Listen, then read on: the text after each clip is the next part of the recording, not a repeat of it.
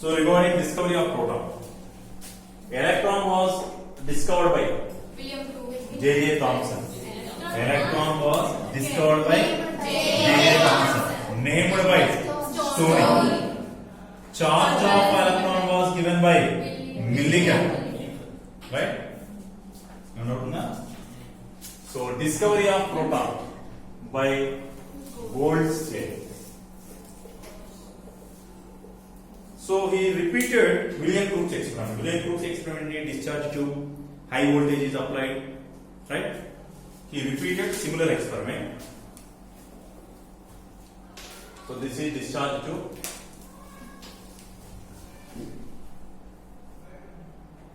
We incorporated two metal plates. One is named as cathode and the other is anode. Right? So let me place this cathode a little bit.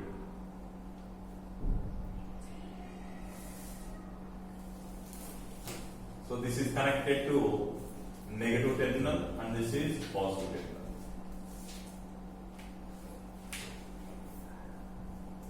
So positive terminal metal plate is called as, this positive terminal plate is called as anode. Right? And this is cathode. We have taken perforation. Perforation means plenty of holes to the metal plate. Right? So we have taken a perforated cathode. We have taken a perforated cathode.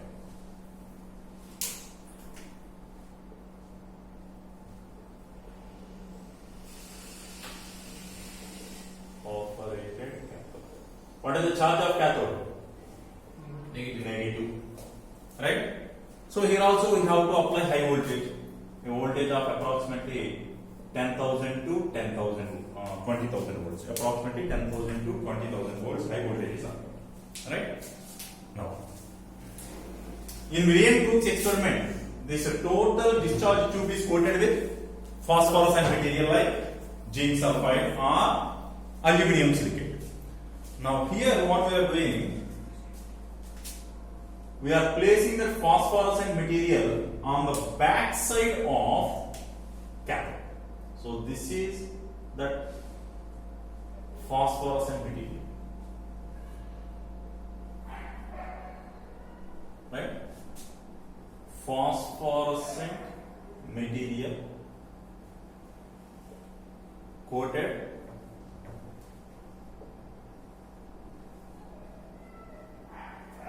is present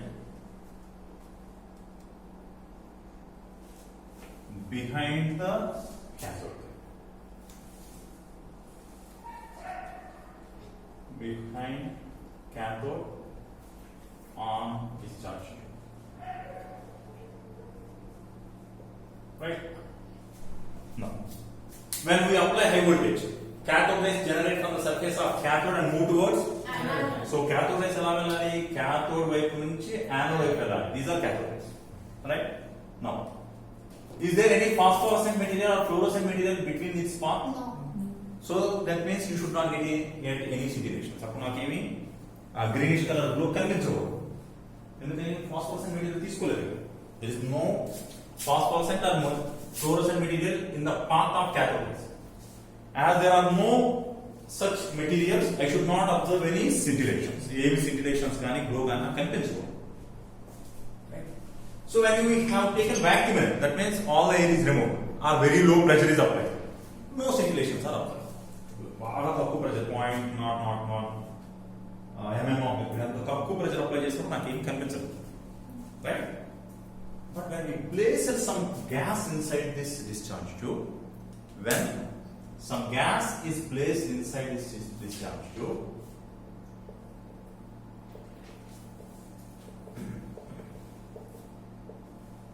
taken in discharge tube,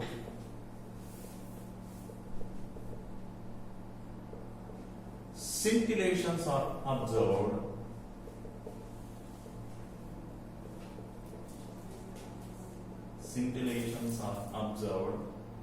over phosphorescent material, that is nothing but zinc sulfide screen.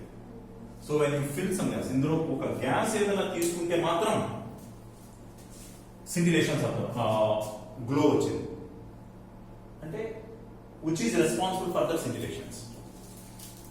Gas తీసుకుంటేనే నాకు సింటిలేషన్స్ వచ్చినాయి అంటే ఇప్పుడు నాకు సింటిలేషన్స్ రావడానికి కారణం ఏమో gas. Vacuum ఉన్నప్పుడు రాదు. వాక్యూమ్ ఉన్నప్పుడు కూడా cathode rays are generated from the surface of cathode move towards anode. Vacuum లో కూడా cathode surface నుంచి cathode rays జనరేట్ అయ్యి యానోడ్ వైపు వెళ్తున్నాయి. కానీ నేను మధ్య మార్గంలో ఏమి తీసుకోవాలి, ఫాస్ఫరస్ మెటీరియల్ తీసుకోవాలి అంటే నాకు కనిపించకూడదు. So I should not get any glow or stimulations. Right, gas fill చేసినప్పుడు మాత్రం వచ్చినాయి. మరి గ్యాస్ ఫిల్ చేసినప్పుడు ఇక్కడ స్టిమ్యులేషన్స్ వచ్చినాయి అంటే cathode rays వల్ల వచ్చినట్ట లేకపోతే some other radiation which is moving towards cathode. Some other particles which are moving towards cathode, right? So as they are moving with very high velocity, బాగా ఎక్కువ velocity తోటి ఏవో పార్టికల్స్ తీసుకుంటే they are moving with high velocity and they can pass through that perforation and hit the screen and produce scintilation. తప్పదే possibility. ఇంకా అంత మించి possibility లేదు. నేను పర్ఫోరేటెడ్ క్యాథోడ్ తీసుకున్నాను, వాటి రంధ్రాల నుంచి ఏదో పార్టికల్స్ వెళ్ళి తగిలితేనే అది సింటిలేషన్ వచ్చేది, లేకపోతే సింటిలేషన్స్ రావు. Right, so these are the particles which pass through this aperture or perforations and hit the fluorescent screen producing scintillations. They call those rays as anode rays. What name another? Anode rays. Right? Leda what name? Canal rays another. We call them as anode rays or canal rays.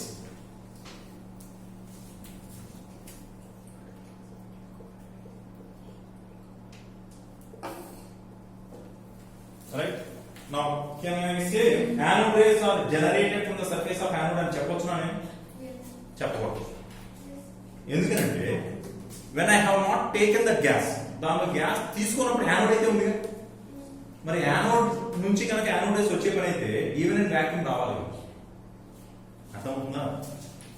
Even though if I have when I have not taken this particular gas inside this discharge tube, anode is present.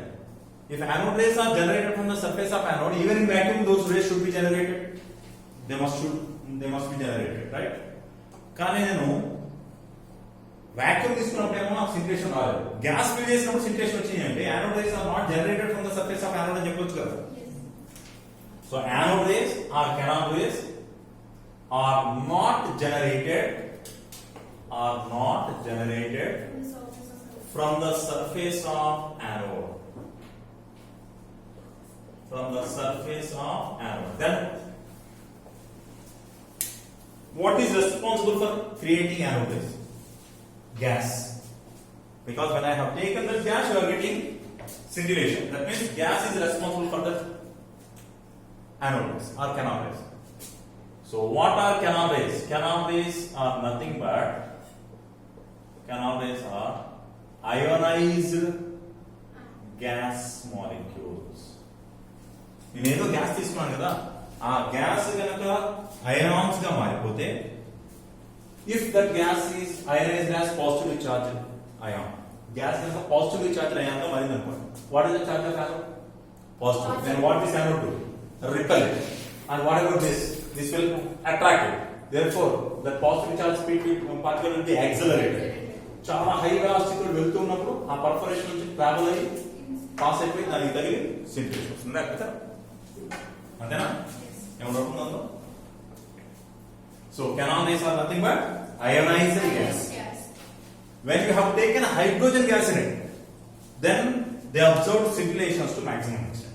అందులో hydrogen gas fill చేసినప్పుడు మాత్రం ఆ scintillations మంచిగా కనిపించాయి. Okay? Now the properties of cathode rays we observed, they are also termed in straight line. Right? When you place a material, shadows, wheel పెడితే mechanical energy, so all the properties are similar to that of cathode rays, but they are not generated from the surface of anode. Right? And he repeated the experiment similar to that of J.J. Thomson. J.J. Thomson చేశాడు చూసారా specific charge కోసం, right? Similarly he conducted experiment and he found specific charge for that canal rays, right? So that specific charge, before going to that,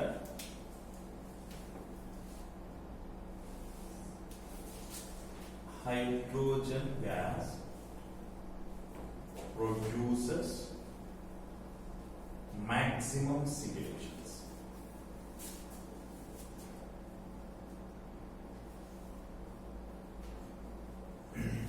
Right? Therefore, they named ionized hydrogen, that is nothing but H plus, is nothing but proton. H plus is nothing but named as proton. Hydrogen నుంచి electron తీసేసాను, అప్పుడు ఏమవుతుంది, hydrogen plus H plus వస్తుంది కదా, so hydrogen nucleus is taken as proton. Right? Now, by using Thomson's experiment, he calculated specific charge of proton. So specific charge means Q by M value. So Q by M value of proton was found by Goldstein by using Thomson's experiment as 9.579 into 10 power 4.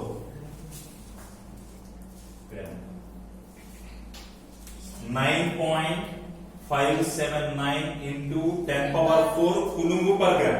అదే kgs అయితే 10 power 7 coulomb per kg. This is specific charge value of proton. From milligram we already know charge value. What is charge value of proton? 1.6 Charge of proton is 1.602 into 10 power minus 19 coulombs. Right? So they found that cathode rays deflect towards, sorry, not cathode rays, anode rays, or we call them as canal rays. Canal rays deflect towards south pole of a magnet. Cathode rays deflect towards north pole of a magnet. So they deflect towards south pole of a magnet. They deflect towards negative terminal. Deflect towards negative terminal. Therefore, they are positively charged.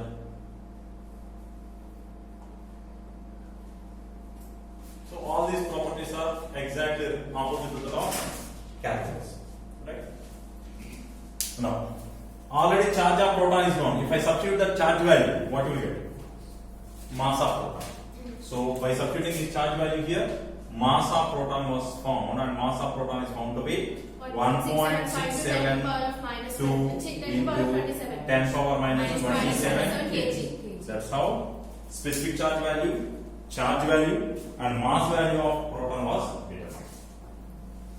After discovery of proton and electron successfully, J.A. Thomson tried to place them inside an atom, and he proposed Klumping model or amplifying model. He placed all the protons throughout the atom, and he placed electrons as the seeds embedded in a watermelon. So we call it as watermelon. After that, Rutherford tried an atom. Later, discovery of neutron. Right? Now coming to discovery of neutron.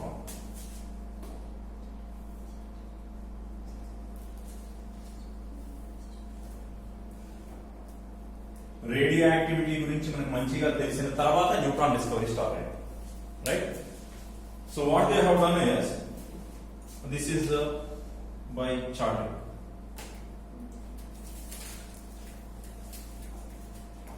When barium-49 nucleus is bombarded with helium, when barium-49 nucleus is bombarded with helium nucleus is nothing but called as alpha particle.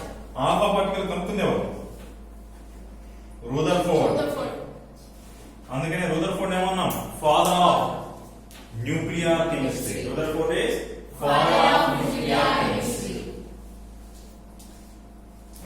So when barium-49 nucleus, atom కాదు, nucleus అంటే electrons లేవు, it is bombarded with helium-24 nucleus, then